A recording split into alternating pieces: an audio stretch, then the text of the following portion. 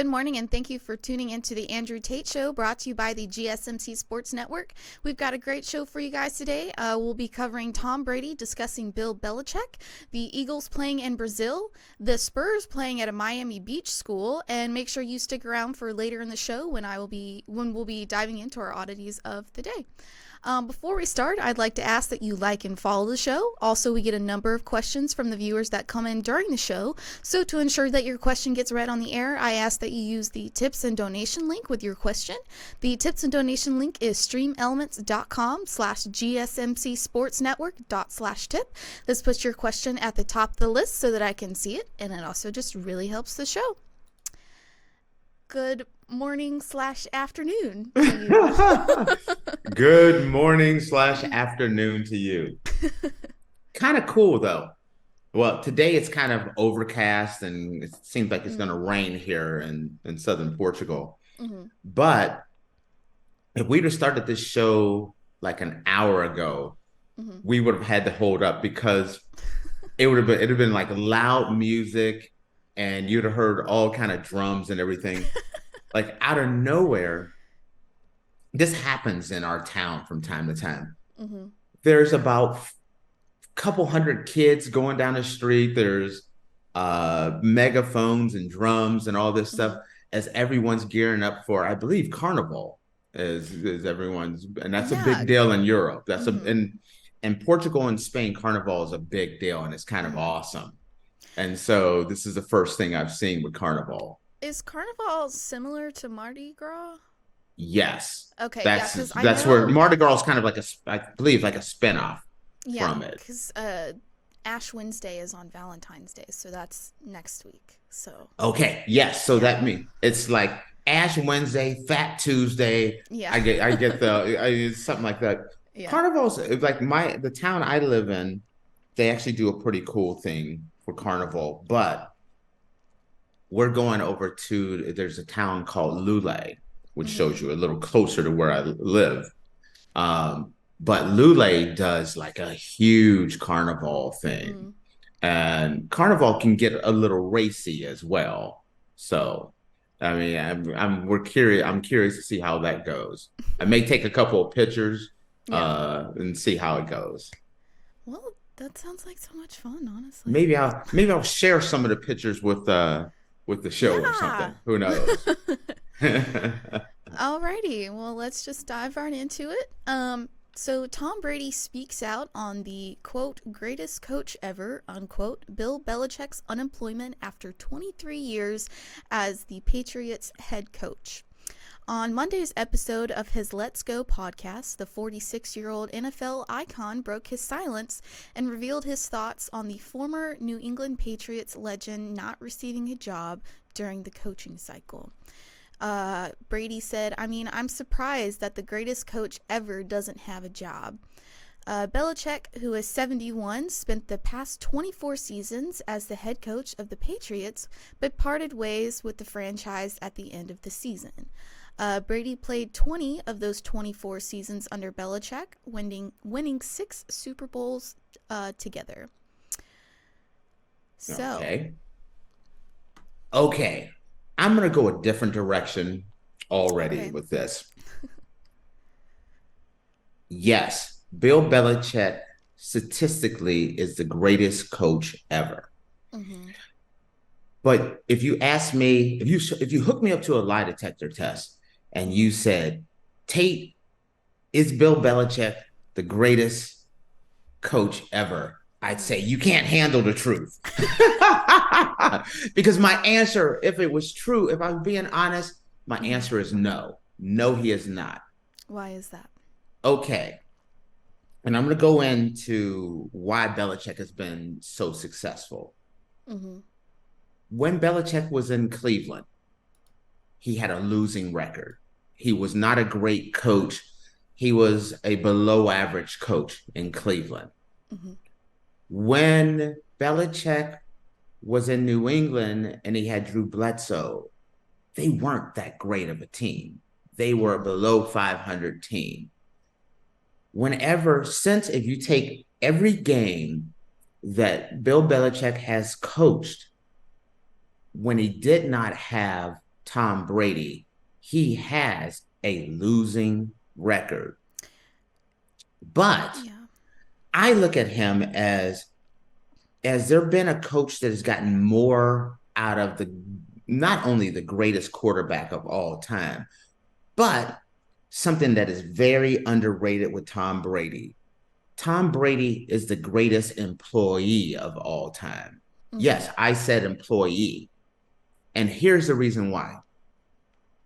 When you have Bill Belichick and he's that kind of grumpy, surly kind of coach, and you're trying to keep everyone in line, and your biggest star is Tom Brady, and you can call Tom Brady out, and you can be really rough on him and really hard on him, and you have another player, you look around and it's like, well, hell, if he's getting yelled at, what am I going to say when Bill Belichick calls me out? Mm-hmm. Yes, sir, and get in line because Tom Brady is getting in line. Um, Even when you look at guys like Gronkowski and Aaron Hernandez ended up going to prison for unaliving people. He got in line because Tom Brady, the greatest quarterback and the greatest employee of all time, set the standard for that organization. In a very short period after Tom Brady left, the Patriots have fallen apart. Mm-hmm. The Patriot way, which everyone talks about, the Patriot way, it's, hey, the Patriot way is Tom Brady pays attention. We need to listen. Things started falling apart once Brady was gone. He hasn't shown to be a great judge of quarterbacks, a great developer of quarterbacks. No, I don't think he has. When you look at since he drafted Mac Jones number one, first he went out and he got Cam Newton. And, Cam Newton, you brought him in, he was supposed to be the next guy. Mm-hmm. And it fizzled out and it was a disaster and they cut him. Mac Jones, we have our young quarterback of the future. He comes in, Mac Jones is confident, he's doing well. Mac Jones had worked well with Cam Newton and he ended up making a Pro Bowl. The very next year has completely fallen apart. Jarrett Stidham they brought Jarrett Stidham in. He didn't really do much of anything. The offense have kept falling apart and going down and going down and going down. Losing record, losing season after losing season. I mean, it's been a short period of time, but he hasn't really done much. When you take in account when you're starting to look at general managers like, hey, we're going to bring in Bill Belichick, and you start thinking about, and you start looking at him before you start Tom Brady, you start looking at him after Tom Brady, and you also look at his age, it just makes sense. No, I don't want a guy that is going to want total control. He's Mm-hmm. he's not a coach that's like, hey, I'm just going to be happy coaching the defense or think because he's been a phenomenal defensive coach. He is an elite defensive coach. Even after Brady left, great solid defense. But the offense has just been horrible. He hasn't developed a quarterback. So actually, the quarterbacks have kind of taken a step back. They didn't improve. They kind of went down with him. And then you take a look at the fact that the NFL is an offensive base system where the best teams traditionally are offensive, very high end, high offensive scheme teams. And Belichick is a defensive guy. And then what did he do a couple years ago? But make a defensive coordinator an offensive coordinator. Horrible decision. When Belichick, I think there's some. Tom Brady is a very humble guy. He's Mm-hmm. also a very media savvy guy. If someone would have asked him, "Hey, okay, you're surprised, but were you surprised when he went to Robert Kraft and said you were washed?" and that they should get rid of you. What did you agree with that decision? If he's so great, Yikes. was he? I mean, were you okay when they wanted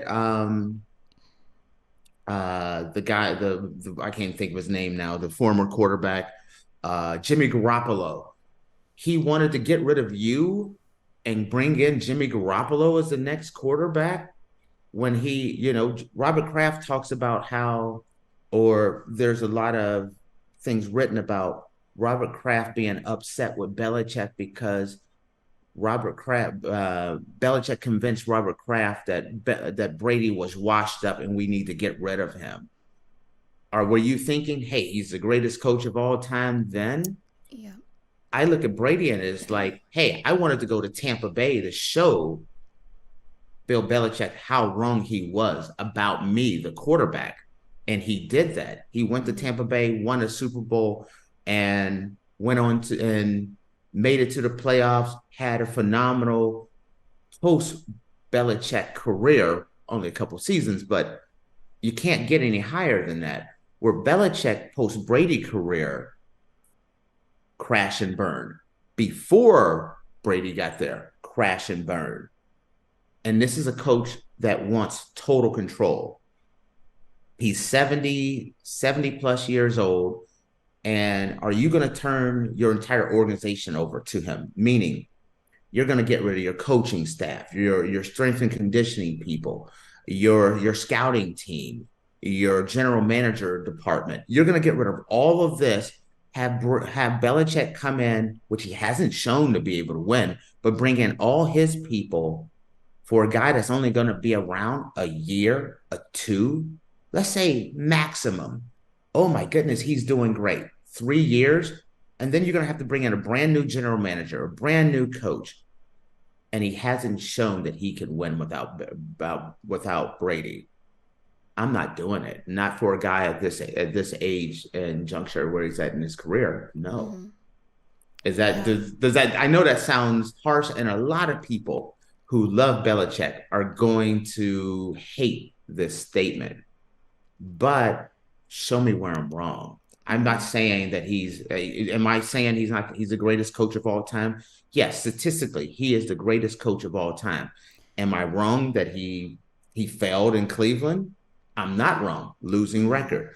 Am I wrong by saying that since Brady has gone, the team has fizzled out? Mm-hmm. I'm not wrong. Am I wrong in saying he hasn't proven that he can be a great coach without him? No, but I still give him the greatest coach of all time because your team success, he took Brady and that team and had amazing success, and he should be celebrated for it. But am I going to take everything and destroy it to scrap my team and bring him in to start a new team over? Would Belichick be the greatest of all time, though, without Tom Brady? Like, what No, if he didn't I have say Tom Brady at absolutely all? not. Yeah. Absolutely not. It seems And like he just kind of, I don't know, piggybacked a little bit off of Tom Brady and the fact. part of being successful is and hugely successful is being in the right place at the right time and Mm-hmm. getting lucky Yeah. as well. Uh, Sometimes you have to have talent. I don't doubt that Belichick is not a talented defensive coordinator. Mm-hmm. I don't doubt that he has some talent, but he was also lucky. Unfortunately, Drew Bledsoe, who was a very good quarterback, he got injured, and Brady came in just at the right time. The fact that Brady slid all the way to the seventh round, um, so he caught lightning in a bottle, and then he ran with it. Part of being great is seeing like, hey, I'm not going to look a gift horse in the mouth, but I'm going to ride this sucker as long as possible. His biggest mistake of all was, I'm going to ride this sucker as long as possible, and then getting toward the end and jumping off the horse. Yeah. Well, If he'd have stuck with him, Brady, there's a good chance Brady would have played the last 2 years plus this past season. Maybe he has already caught Don Shula. He's only 15 games away. If he sticks with Brady year before last year, and this year, he would already have the record. They both could be sailing off in the sunset as unquestioned the greatest duo of all time. Now, there is question about his legacy, questions that I've always had about him. What do you say? And there's I'm going to tell you, there are some people that say this is blasphemy, just saying that Belichick isn't a great coach. He's been a successful guy. No one questions his success. No one questions his record. I'm just saying that if has he done it? Has he been able to do it anywhere else? I look at Andy Reid. Andy Reid was the coach for the Philadelphia Eagles. He took them to NFC championship after NFC championship after NFC championship after NFC championship. The only thing they were saying is that, hey, he can't get them to the Super Bowl. Got him to the Super Bowl once. He can't win the big one. Andy Reid was like, hey, hold my beer. I'm going over to Kansas City. Went over to Kansas City, brought in Alex Smith, made them a playoff team, made them a contender.